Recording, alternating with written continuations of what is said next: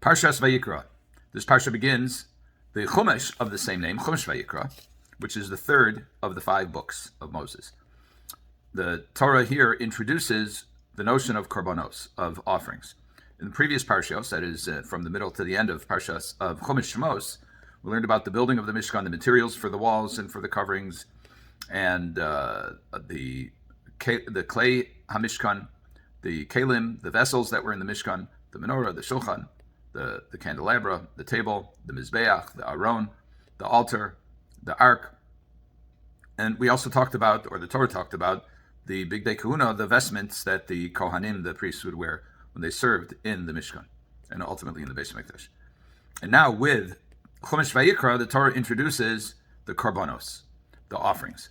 So the first pasuk says that Hashem called to Moshe and spoke to him from the Ohel Moed. Now the second verse, pasuk Beis, reads as follows: Daber el bnei Yisrael v'marta alehem, speak to the children of Israel and say, Adam ki akriv mikem korban Hashem, when a person from among you will bring an offering to Hashem, min habehema, min habakor, min hatzon, takrivos korbanchem. From the animals, from the flocks, the cattle, you shall bring your offering. So as the Netziv points out in his introduction to Sefer Vayikra, Rav Naftali Tzvi Yehuda Berlin, we talked about him earlier. He's a Rosh Yeshiva in the famous Yeshiva of Volozhin. So he, in his introduction to the Chumash of Vayikra, points out that there are many, many drashos, perhaps more than in any other Chumash, derivations from word formulations that the sages learn lessons from or peg lessons to. And one of them is in this verse itself. There's the phrase korban lashem, an offering to God. Now those words by themselves are not problematic, but the Gemara in Nedarim, quoting Reb Shimon, doesn't quite say that it's problematic, but deduces a lesson from the order of the words.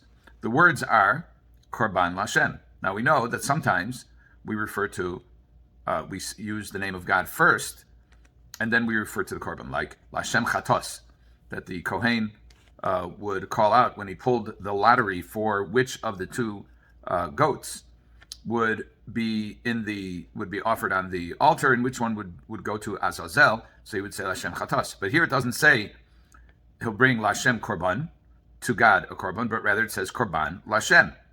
Is there something to be deduced from this reversing of the order, or this particular order? And Reb Shimon in the Gemara of Nedarim says that there is.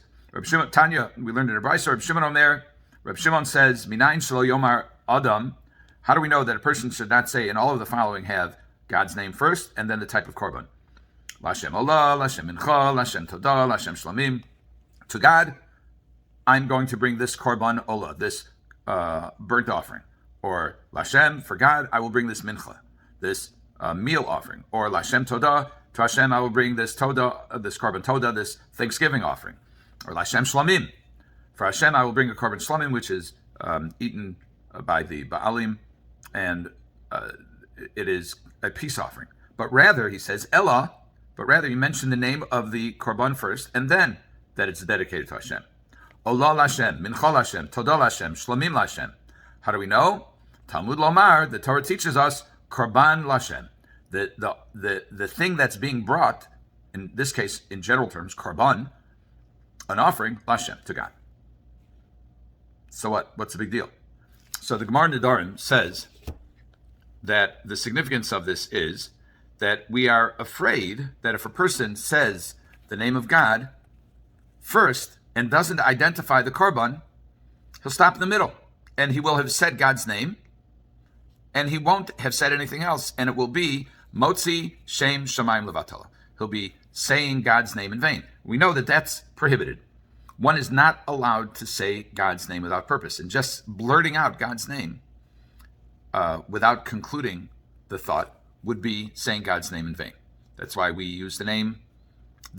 We say Hashem instead of the real pronunciation of God's name, or what we understand to be the pronunciation of God's name, what we use in davening. We wouldn't just say it by itself. We say Hashem. Hashem means the name. So here we're very careful. Reb Shimon deduces that you're not even allowed to say Lashem Olah, Lashem Chatos, Lashem Shlamim. You're not allowed to say Hashem first and then identify the korban. Why? Because a person might change his mind. He might stop in the middle and not say it. So what exactly is going on here? The Shela, this is quoted in the Torah T'mimah. The Shela says what the Torah T'mimah rejects as a reason. We'll talk about it in a minute. He says something which strikes the ear as being somewhat unusual, which is that we are afraid. We are so careful with not saying Hashem's name in vain that we're afraid that if we say it first, the person might die. He might die before he gets to complete his sentence. And then what will happen? He will have died having said Hashem's name in vain. So the Torah T'mimah cites several reasons that does not strike him as a competent rationale. First of all, he says that it's very rare in many, many places in Shas, we don't say that we're afraid a person's going to die in a very short time. That's not considered to be a reasonable apprehension, and therefore we don't apply it halacha l'maisa as a practical matter. Likewise, we see that in other cases, not for individual korbanos, but as we mentioned in the kalfi, in drawing the lots to see which goat goes to which position. So the Kohen says Lashem Chatos. So he does say Shem Hashem first.